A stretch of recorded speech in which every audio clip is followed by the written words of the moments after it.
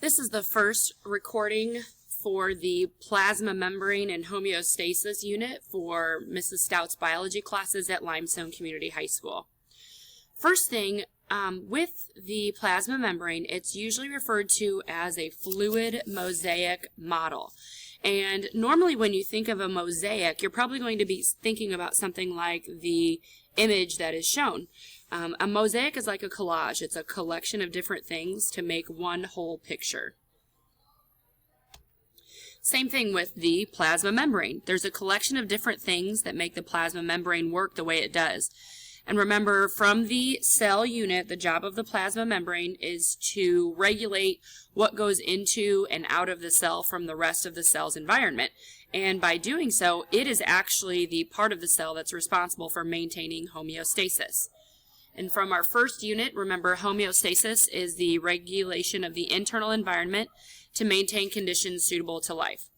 Now, the image that you are shown here is not the exact same one as the one that is in your note packet, which is fine, because what I actually want you to do is be able to recognize the major parts of the plasma membrane, not specifically just memorize one example.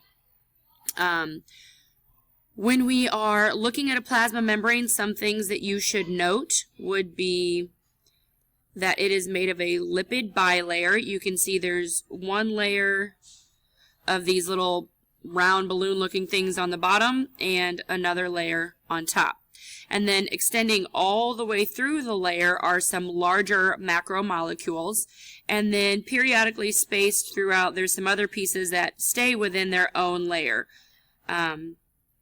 Kind of like the little balloon-looking things. And we'll give those actual names. You're not going to call them balloon-looking things. So in this unit, our big focus is going to be able to explain how the plasma membrane is put together and also how the whole plasma membrane works with how all of those pieces function as a whole. You'll also need to be able to relate the function of the entire plasma membrane with how each of those individual pieces contributes to its overall job of maintaining homeostasis.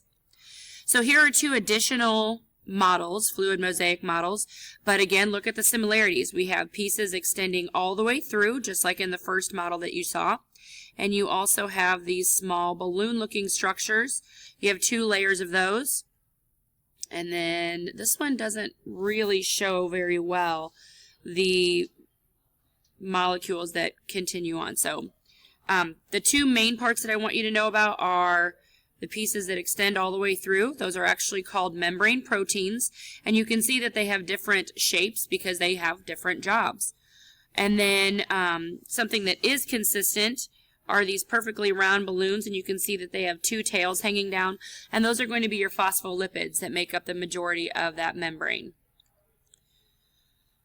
The way the plasma membrane works is by allowing stuff to come into the cell from the outside and moving stuff from the in to the out. And as we talked about in the first unit, all organisms have to be able to adjust to changes in their environment in order to survive. All organisms have to be able to maintain homeostasis. And your living cells do this by controlling what comes into and out of the cell. So homeostasis is regulated on an individual cellular level.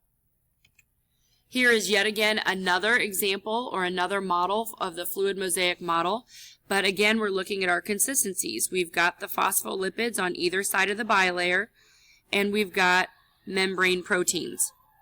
What this is showing you is how you will have, this says transported molecules, really just something, I don't know, we can call it sugar, on the outside of the cell needing to get to the inside of the cell. And so there are some materials that will pass through a membrane protein, and that's what the job is of the membrane protein.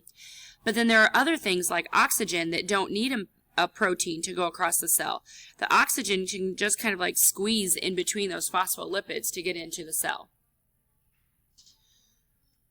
Things that need to enter and exit the cell pretty regularly are going to include water, glucose, which is sugar, and waste products.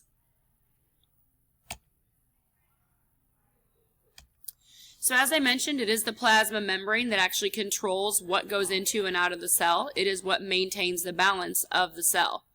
And so by controlling the movement of those materials, it is the plasma membrane that maintains homeostasis within a cell and then also within an entire organism.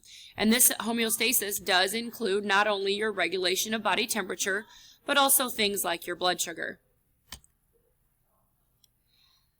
The way that your plasma membrane does this is by selective permeability. And now that is a vocab word that you will need to know forever. And selective. To be selective means to be choosy, to be exclusive. And permeable means to be able to go through. So for example, like when you put lotion on, your skin is permeable to that lotion. Selective permeability is defined as the property of a membrane that allows some materials to pass through while keeping other materials out. You'll need to know that throughout this rest of this entire school year, but definitely for this test specifically. It is the selective permeability that allows your different cells in your body to carry on different activities at the same time. This is why, your muscle cells can do one job while the cells within the lining of your stomach can do a different job, and the cells of your liver can do a different job. They're all human cells within your body, but they can each do a different job at a different time because of selective permeability. And the way selective permeability works is that each of those different types of cells has different membrane proteins that are specific to the job that it needs to do. And this is just what I already said. Nerve cells only respond to a chemical that all cells are exposed to. For example, the neurotransmitter dopamine. Dopamine is what is considered to be your happy hormone. And nerve cells have a specific membrane protein that fits that neurotransmitter dopamine. And so that is why dopamine reacts with nerve cells, and it doesn't really react with your other cells because they don't have that specific membrane protein, or that membrane protein. And your membrane proteins kind of work like a lock and a key. Your membrane protein has a certain shaped lock that is looking for a certain shaped key or chemical to be able to go into the cell. So that is the end of lecture 1, talking about how the membrane protein works. Talking about how the membrane works as a whole and the overall job of the plasma membrane of homeostasis by the means of selective permeability.